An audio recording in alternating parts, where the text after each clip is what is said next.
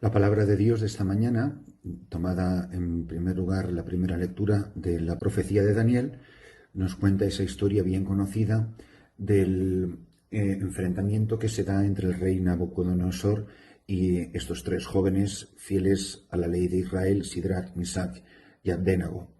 Estos tres jóvenes se niegan a adorar una estatua de oro a su Dios, al rey, y hacer honor y honras y pompas. Y una vez más, como he dicho en días pasados, la historia termina bien, porque al final, en el momento definitivo, cuando ellos aceptan la muerte, o más que la muerte, el desafío del rey, convencidos de que Dios va a intervenir, aunque sea en el último momento, enviando al ángel, como así de hecho sucede, son librados de su desgracia, o ser librados de su ejecución. Las palabras, sin embargo, si es verdad que es una historia de estas que una vez más tiene final feliz ya en esta vida, porque la idea de la trascendencia, la idea de la vida después de la muerte, era inexistente o por lo menos muy difusa, muy confusa en la mentalidad del pueblo de Israel, la respuesta que ellos dan sí que para nosotros tiene una grandísima lección. Bueno, tiene primero una gran lección el no ceder a las amenazas y decirle que están convencidos de que Dios les va a liberar. Les dice Daniel, que les dice en nombre de todos, a eso no tenemos que responderte. Si nuestro Dios, quien veneramos, puede liberarnos del horno encendido, nos librará de tus manos. Y aunque no lo hiciera, que te conste, majestad, que no veneramos a tus dioses ni adoramos la estatua de oro que has erigido. Y así son condenados a muerte. Recordamos como el ángel les libra del horno encendido 7 veces más fuerte y atados por los soldados más aguerridos, y les ha liberado. Y así el rey se convierte y se decide a adorar al Dios de estos tres jóvenes. Lo que es verdaderamente importante para nosotros es, primero, la confianza que reflejan en Dios. Segundo, el no tener miedo a las amenazas. El mundo nos quiere vencer siempre de dos maneras. Lo recoge maravillosamente San Juan de la Cruz en el Cántico Espiritual. El mundo nos quiere derrotar, o bien seduciéndonos por el poder, seduciéndonos por las riquezas, que es, en definitiva, las tentaciones de Jesús en el desierto, sin ir más lejos, es las seducciones del mundo y las amenazas del mundo, los males que me puedan venir a mí y a mi familia. Y frente a eso, claudicamos facilísimamente.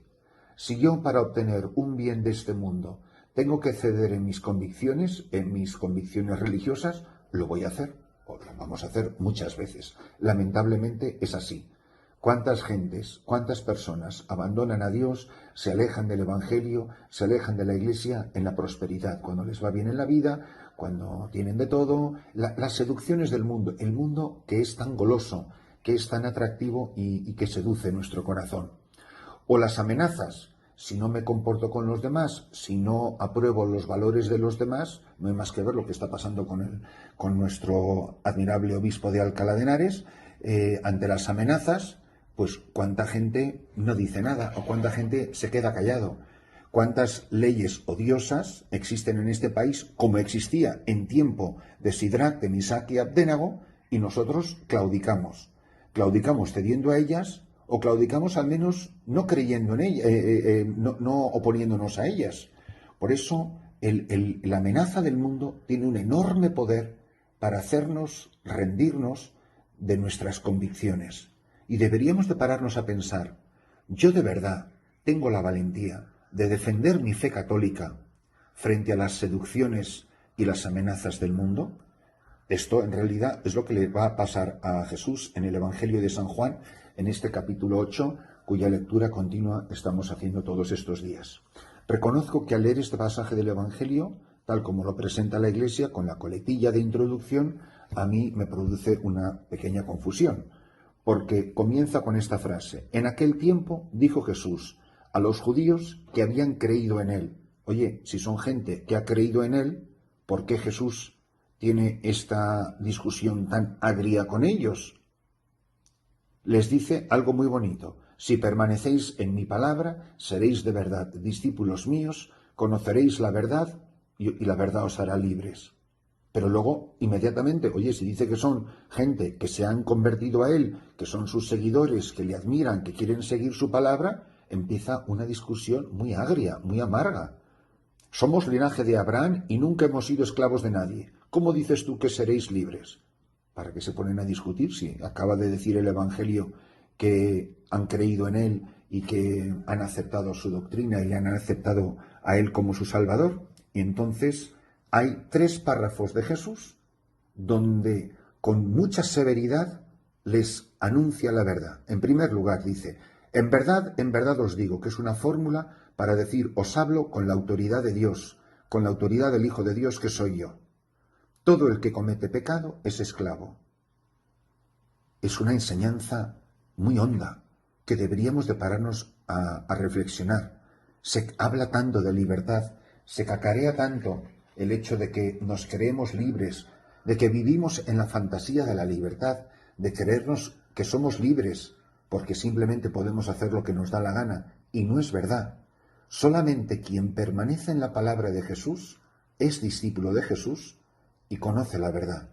La verdad que no es simplemente un cúmulo de conocimientos, de información que voy acumulando en mi mente, sino sobre todo el haber conocido a Jesucristo, que dice, yo soy la verdad. Es la acogida, la aceptación, con el entendimiento, con la memoria, con la voluntad, con la adhesión de toda mi persona a la persona de Jesús, que es cuando he conocido la verdad. Quien conoce a Cristo internamente y le ama, es de verdad libre. Experimenta la libertad, ya no es esclavo, no es esclavo del mundo, no es esclavo de sí mismo, de sus pasiones, no es esclavo de Satanás. Y luego le dicen, nuestro padre es Abraham, pero él ya les ha dicho, yo hablo de lo que he visto junto a mi padre, pero vosotros hacéis lo que le habéis oído a vuestro padre.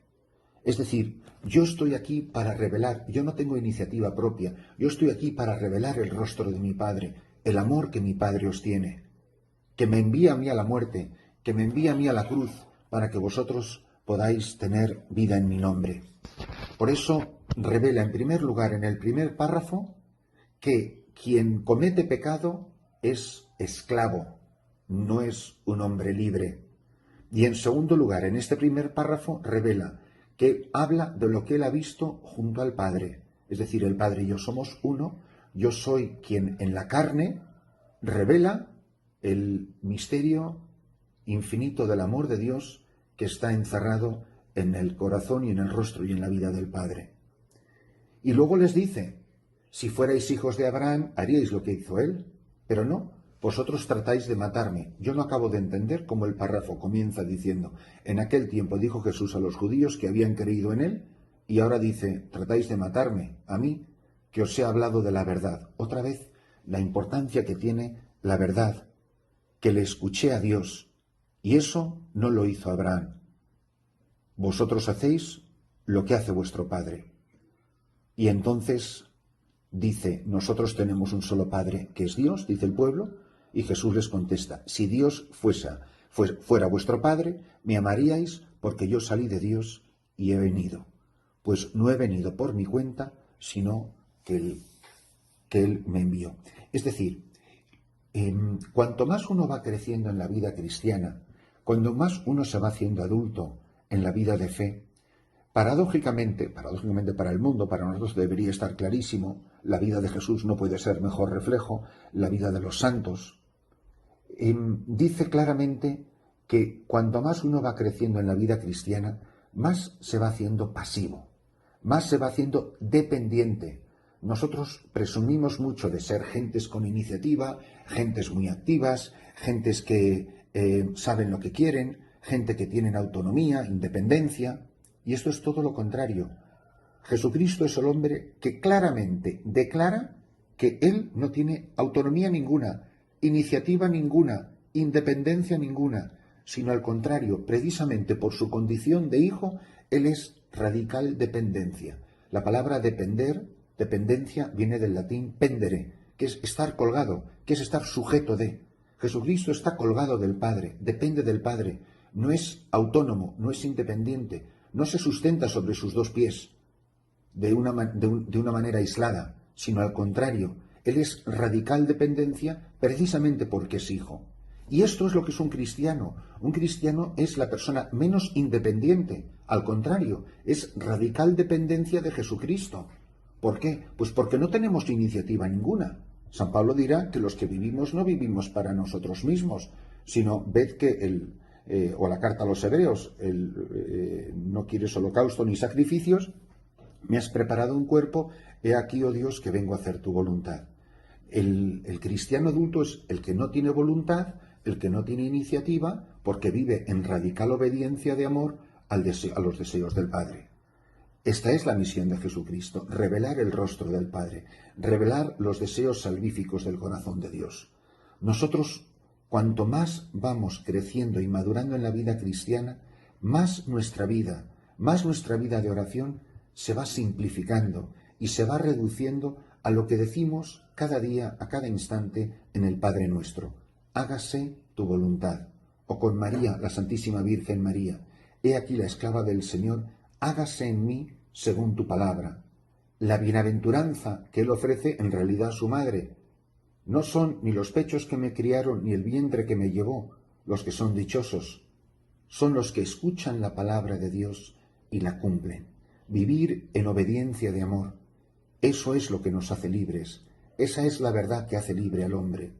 La obediencia de Jesucristo al Padre hasta la muerte es exactamente lo mismo que el decir: nadie me quita la vida, el Hijo del Hombre la entrega libremente. Porque ese es el querer del Padre. Es para que se cumpla la Escritura, es para que se cumpla el plan de Dios. Decir que Él fue obediente hasta la muerte y muerte de cruz es lo mismo que decir que Jesucristo, habiendo amado a los suyos que estaban en el mundo, les amó hasta el extremo. En definitiva, quien experimenta un conflicto entre ser libre, entre ser obediente y amar, no tiene ni idea ni qué es ser obediente, ni qué es ser libre, ni qué es amar. Solo quien no tiene voluntad propia, sino que su única voluntad es la voluntad de Dios, la voluntad de Jesucristo, es un hombre libre. Solo quien ha renunciado a su voluntad rebelde y se ha abrazado, ha acogido como suya, porque es suya, la voluntad de Jesucristo, esa persona es evangélicamente libre. Es lo que dice Santa Teresa de Jesús en su poesía: desde que mi voluntad está a la vuestra rendida, qué bien sé yo la medida de la verdadera libertad. Citaba antes el cántico espiritual de las dos amenazas a nuestra santificación, a nuestra unión con Dios, a nuestra fidelidad a Jesucristo en medio del mundo. Buscando mis amores, ni temeré las fieras, ni cogeré las flores, ni cogeré las flores, ni temeré las fieras. Las flores, signo de las seducciones de este mundo. Las fieras, aquellas amenazas que nos hacen abdicar de nuestra fidelidad a Dios para entregarnos a la aprobación, a la pleitesía al mundo. Pidámosle al Señor que, contemplando a Jesucristo, rechazado por todos, despreciado, enviado, condenado a la ignominia, que cada uno de nosotros esta mañana se pregunte: ¿yo soy evangélicamente libre? ¿Soy esclavo del pecado? ¿Está mi voluntad rendida a la voluntad de Jesucristo? ¿Tengo otra voluntad independiente al margen de la voluntad de Dios en mí? ¿O puedo decir con la Santísima Virgen María: hágase en mí según tu palabra? Porque quien no vive de la voluntad de Dios, en el fondo es que no vive de su palabra, no se fía de su palabra. Eso es lo que le dice Isabel a la Santísima Virgen María: dichosa tú que has creído. La palabra primero hay que escucharla, segundo creer en ella y confiar en ella, y después que se haga en mí tu voluntad, que se haga en mí tu palabra. Son las palabras de Jesús en el huerto de Getsemaní: pase de mí este cáliz, pero no se haga mi voluntad sino la tuya. Si en esta Semana Santa, si en estos días de pasión, podemos morir a nuestra voluntad, morir a nuestro yo, abrir los puños, soltar las riendas de nuestra vida y rendirnos a Dios y decir: Señor, ya no quiero hacer más mi voluntad, hágase en mí según tu palabra.